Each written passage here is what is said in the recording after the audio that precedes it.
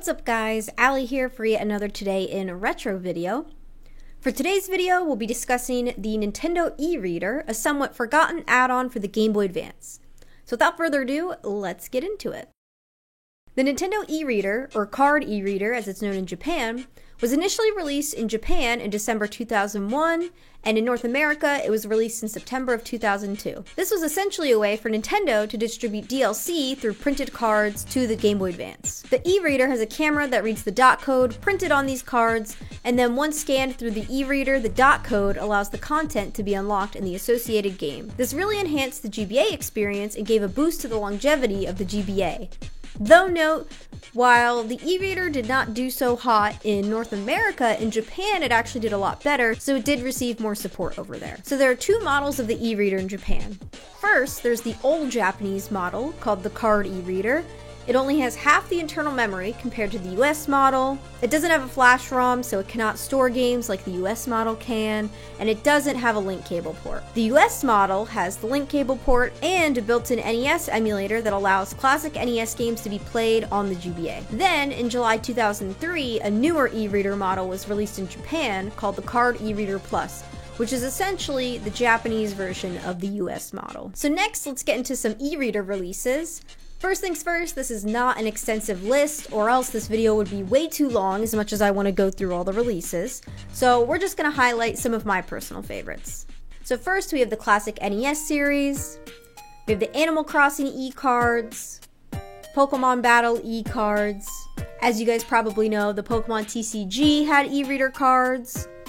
Pokemon Colosseum had e-reader cards in Japan, same with Pokemon Pinball, Ruby and Sapphire. Some of the Super Mario Advance games had e-reader support. F-Zero Legend of Falcon, Pokemon Channel. There's the E3 2002 promo pack, which is a very rare promotional pack given away at E3 in 2002, and basically the Kirby card from this pack is considered to be the rarest e-reader card produced. There's also Mario Party, and of course, we can't talk about the e-reader without talking about the Eon ticket. This was basically a card that was given away at E3, or at Toys R Us, or in issue 173 of Nintendo Power, and basically this card was used to get Latios or Latias in Pokemon Ruby or Sapphire by allowing the player to access the Southern Island. I also really quickly want to highlight a lesser known and unique bit of the e-reader library, the sample set. So basically, this is a set of cards that were created to show off the functionality of the e-reader at press events prior to the device's release into the hands of the public. But of course, some collectors have managed to get a hold of them. There were 10 English cards created to be used at a Pokemon Center New York press conference in August 2002. If you guys don't know, I've done a ton of videos on the Pokemon Center New York. I highly recommend checking them out on my channel. So these specific cards were created to be used at this PCNY press conference, and there was a sample stamp on these cards in place of where the set logo normally would be. Also, these cards were created by Media Factory in Japan and not Wizards of the Coast, which resulted in alternate translations and exclusive numbering based on the e-reader card ID number.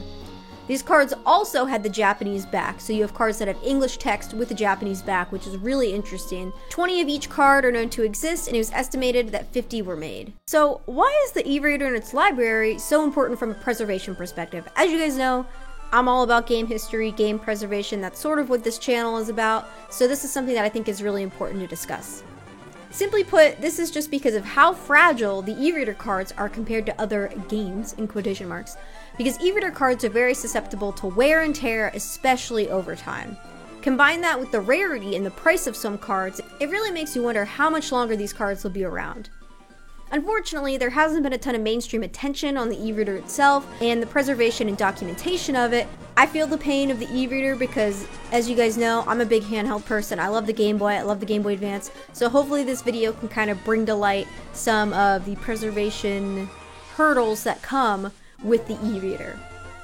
So this is actually where I want to bring up something called the e-reader project.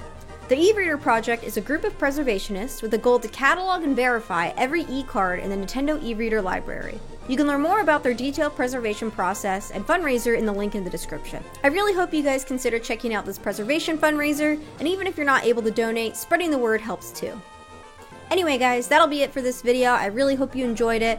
As you guys know me, I love bringing attention to weird, obscure, unique Nintendo handheld history fun facts. So I had a blast making this video. So make sure to like, comment, subscribe. Check me out on Twitch. I stream every day at 6 p.m. Eastern, and I will see you guys around for the next one.